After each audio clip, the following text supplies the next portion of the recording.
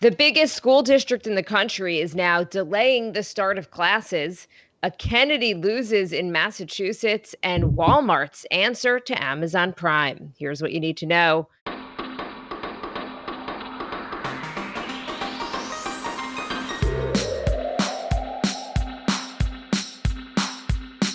Good morning. This is Cheddar's Need2Know podcast for Wednesday, September 2nd. I'm Jill Wagner with Carlo Versano.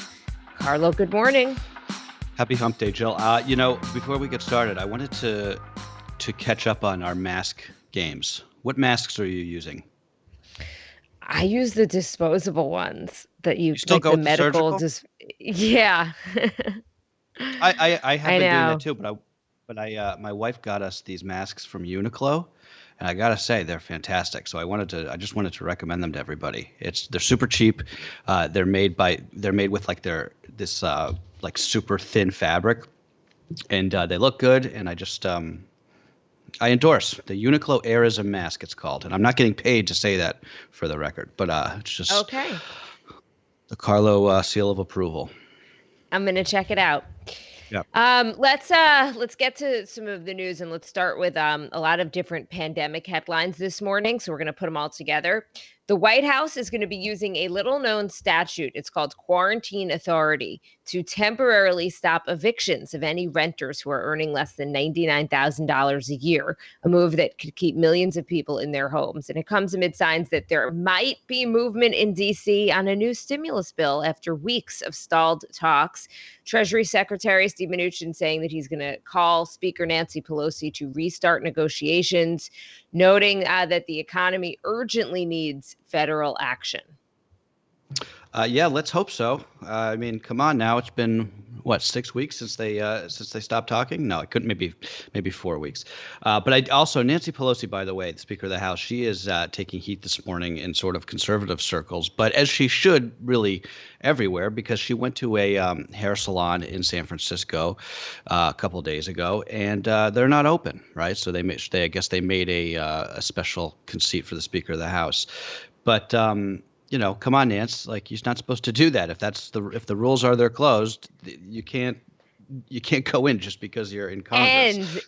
And Carlo, according to I guess somebody must have leaked the video, the security camera footage. At least in this 1-second clip, she wasn't wearing a mask either. I saw that. I have to say, it's a little bit ridiculous that they're not even opening hair salons. San Francisco is like the world's most paranoid city. Their case rate is not even very high. It's not high at all. Never mind. Anyway, let me get back on track here. Sorry, Jill. But back to the schools thing that you mentioned in the open there. New York City, which, as you said, is the largest public school system in the country, delaying the first day of school by 10 days.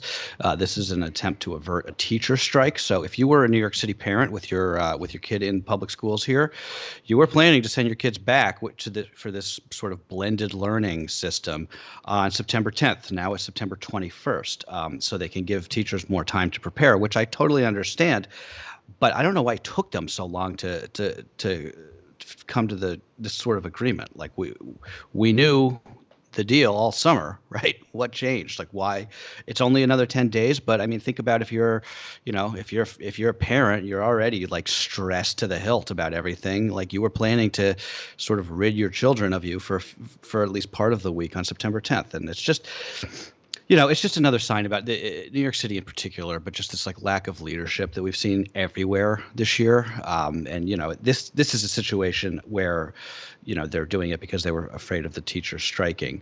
But also as part of that deal to avert a strike, Bill de Blasio, the mayor here, said teachers, staffs, and students of schools will be part of a monthly testing protocol. So I don't know what the details of that are, but maybe a good thing. I was just thinking when we were talking about just like the toll on parents. I saw this meme that said the first day of school is like the new when you would send your kids to sleepaway camp, like the first day, like putting your kids on the school bus is the new putting your kids on the bus to sleepaway camp.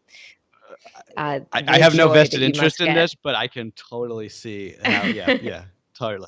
Get lost, anyway, kids. Come back later.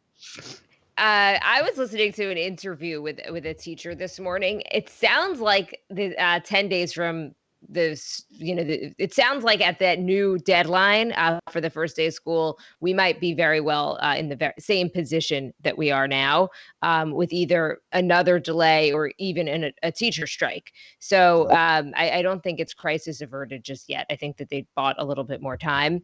Meanwhile, where I grew up on Long Island, in-person classes start Thursday for some kids. Elementary kids are going to be going back 5 days a week. In middle school, it's 2 days in the classroom, 3 days at home. There are no lockers. The cafeteria is now in the gym, and there's individual tables or like these little desks that are set a few feet apart. There's no perfect solution here to go back to school, but at least in the suburbs of Long Island, where I've been talking to a lot of parents in different districts, the districts are trying to make it work. I've not Yeah. met any parents who think that the district that they're in is doing a good job. I could tell you that. But they do admit like there's no good solution here. Everyone's just trying to be creative and come up with any type of thing that could get kids at least partly back into the classroom. And what struck me as well is in Wuhan, which is the original epicenter of the virus in China, Yep. millions of kids and teachers are now back in the classroom. And they have declared a quote decisive victory over the virus. And at least according to the pictures that I saw, I did not see these kids in masks. So they must really feel like they've got a handle on this thing. You'd have to imagine there would be herd immunity there by now, but I don't know if that's true. I was just thinking off the top of my head. Yeah, but Jill, I mean, look, these schools can only do what they can do, right? Especially given the fact that the federal government has not really done anything to help them. So, I mean, we're gonna do our best and see what happens. That's the best you can hope for now. Meanwhile, President Trump made a visit to Kenosha, Wisconsin yesterday. He backed law enforcement and promised federal funding for Wisconsin, a swing state that he needs to win in November. The president stopped at a burned out furniture store that was destroyed in the upheaval following the Jacob Blake shooting, calling the unrest domestic terror. The Biden camp accused the president of seeing, quote, violence as a winning electoral strategy. It certainly. I mean, the longer this sort of law and order thing goes on, like theme goes on, it seems like Trump is betting the farm on this. And we've talked about it, Jill. It's who knows? Like maybe it's the most brilliant political strategy, since the last time he won, or maybe it's sort of missing the forest for the or the trees for the forest. Is that the saying? The forest for the trees. Miss Anyway. the forest for the trees. Yeah. So I don't know. But this is what the Republicans think that this is their key to close the gap with Biden. Look, I'm not a political strategist or any sort of genius, but it seems like having the incumbent president, standing for a photo op in like a pile of rubble in an American city is not projecting the message that you think it is. And those are the pictures that came out of the president's trip to Kenosha yesterday. Also, just a little side note. This is from WTMJ. In a local station in Wisconsin, the owner of one of the shops that was destroyed in these riots refused to appear with the president for this photo op. So he instead appeared with the store's former owner and sort of made it seem like the business was still his. So just a little obfuscation there. The president also didn't meet with the family of Jacob Blake. He was, I believe, going to call. He was supposed to speak to Jacob Blake's mom on the phone, but then he found out that there were going to be a lot of lawyers on the phone as well. So he basically said, I have enough lawyers in my life. I'm not calling. Yes, the president did. Yeah. And I was watching the press conference yesterday when he was just afterwards, and a lot of reporters kept asking him, okay, we understand your message about law enforcement, but do you think that there is systemic racism in this country? And if so, do you have a plan to do something about it? And he really wouldn't go there. He just kept avoiding it. He would say, no, I'm here to talk about getting, law and order. So just hammering away at that message. So this idea of again, systemic racism and the police shootings of Black men in this country and Black women and police violence. It's not something the president is clearly not going there. This is not something he wants to address. No, absolutely. For the first time ever, also on the political front, a Kennedy has lost a race in Massachusetts. Joe Kennedy has conceded to Senator Ed Markey in the Massachusetts Senate primary, becoming the first Kennedy to ever lose a race in the state. Shortly after he conceded, the AP officially called the race for Markey. He won by a margin of about 10 points. So this was not super Not even close. close. Yeah.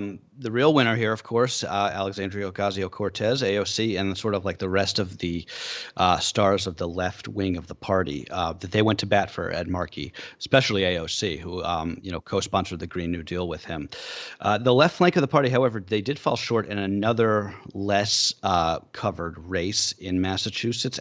Alex Morse, who is a well-funded, he's the liberal mayor of the town of Holyoke.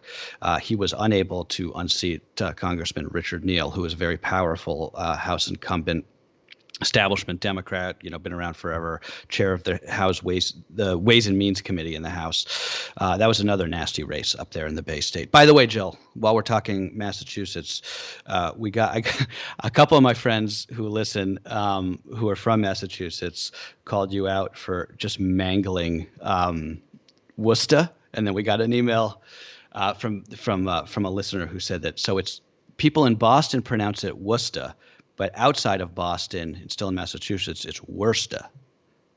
Got that?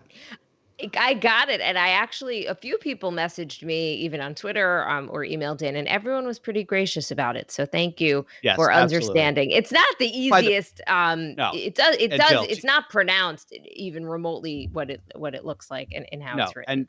So thank you for being accepting my. I think I even before I said it, I was like, I'm not going to say this right. So thank you, everybody. Well, look, I think it's still fair game to make fun of Massachusetts town names. I mean, look, listen to some of these, just chill, because I know that it's not just you, right? So these are real places in Massachusetts. Athol, Cummington. There's a town called Haverhill, but it's pronounced Haverhill. I mean, come on, man. Like these aren't real places. It's really funny. Okay, on to some business news. I want to switch gears here. Walmart has taken its biggest step yet to compete head on with Amazon, launching its first annual membership program. Walmart Plus costs $98 a year. It's slightly less than Amazon Prime, and it includes perks like free shipping, same-day shipping on some orders, discounts on gas, and cashierless checkout through the app for in-store purchases. Walmart Plus debuts in the US on September 15th.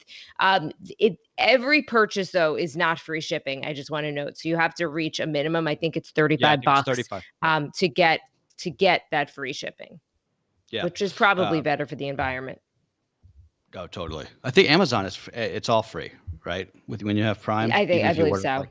You order like a pen and it comes in a big box the next day.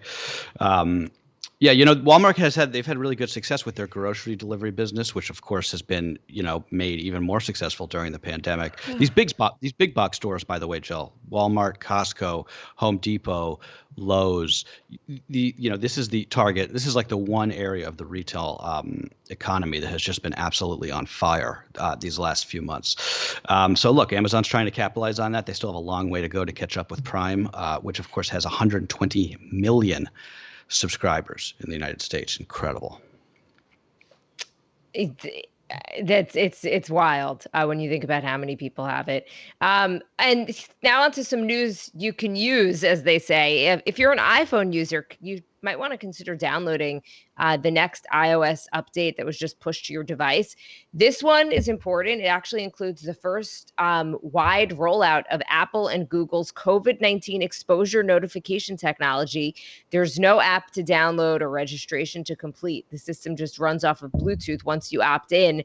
And the more people who opt in, the better for public health agencies because they'll be able to send a notification if your phone has come in close contact with the phone of somebody who has tested positive.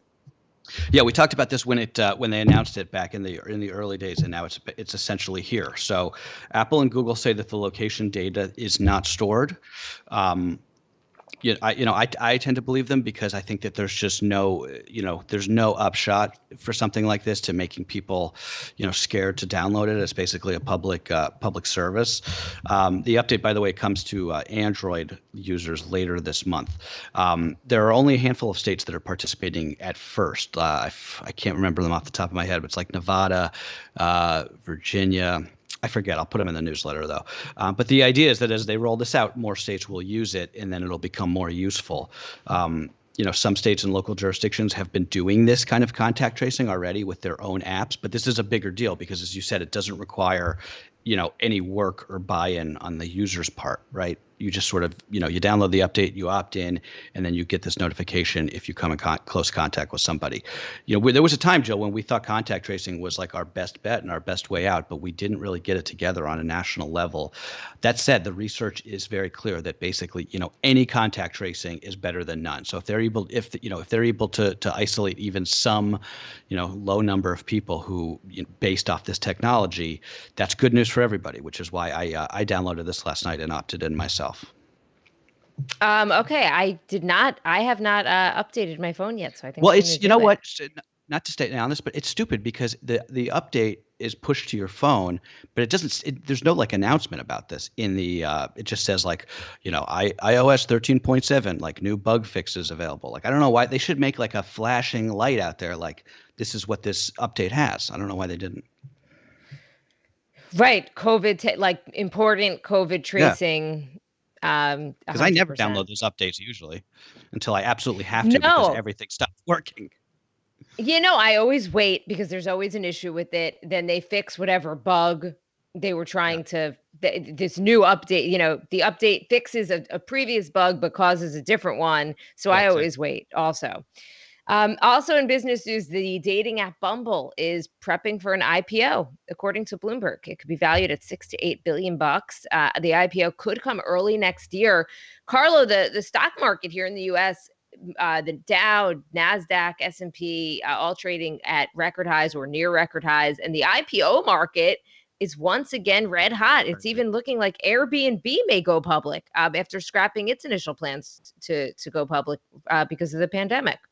That's insane because Joe, there was talk on Wall Street a few months ago that Airbnb was going to go under in all this, and then I think what happened is, because people couldn't really travel internationally, everybody just booked, whatever they could on Airbnb for like a, just sort of like a retreat. I don't know anything but I'm talking about, but it's starting to feel like 1999 with this tech stuff. I have to say, like a dating app worth $8 billion, really? I mean, I'm not really in the dating game anymore, but that seems awfully high to me. Yeah, I mean, listen, Elon Musk is now the third richest person in the world.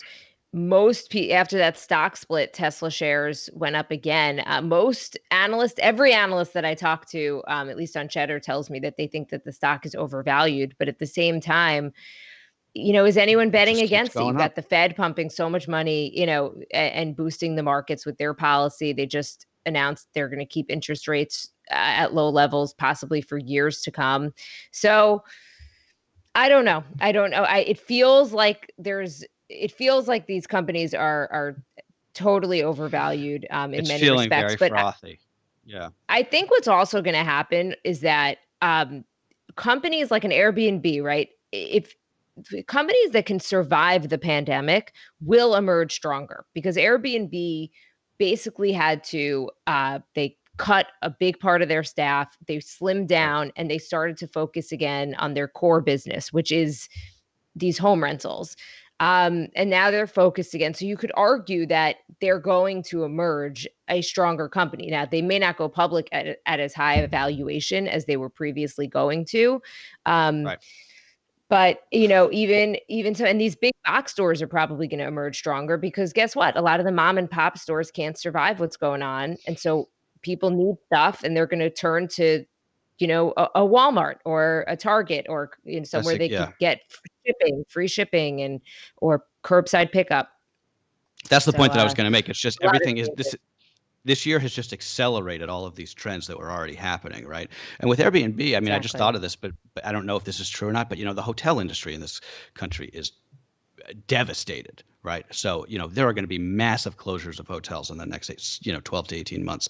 And I suppose that's something that Airbnb could benefit from. Maybe that's one of the thinkings with going public now. Okay, and I do want to end on what happened at the U.S. Open last night or yesterday. Venus Williams was eliminated in the first round. It's the first time she ever went down in the first round of the Open singles draw. Although, because she is a Williams, of course, she had to break a record in the process. It was her 22nd appearance at the tournament, the most ever by a woman. Meanwhile, her younger sister Serena also making history. Both of these women made history yesterday at just in their first matches. Venus won and now has the most career wins at the U.S. Open, male or female, after she beat Christy On in straight sets in the first round. Serena, of course, on the hunt for her 24th Grand Slam title, which would tie the women's singles record, which is still being held by Margaret Court. Serena has been stuck on 23 wins since 2017. So maybe this will be her year. Have you seen that new Nike ad, by the way, with the Williams sisters? No. How they just talk about it's like it's not an ad. It's like a 60-second short. It's really powerful. I suggest. Oh, I'm gonna Google it right now. Yeah. Nike commercials are so good. So good. By the way, this is why I'm dragging this week, is because I love the U.S. Open, so I'm staying up way too late to watch it. That's okay. You're entitled to have a little entertainment in your life. I'm allowed to watch TV that doesn't involve either like Housewives or news. Cartoons. Yeah. Yeah. Anyway, that's what everyone needs to know for Wednesday, September 2nd. See you guys tomorrow.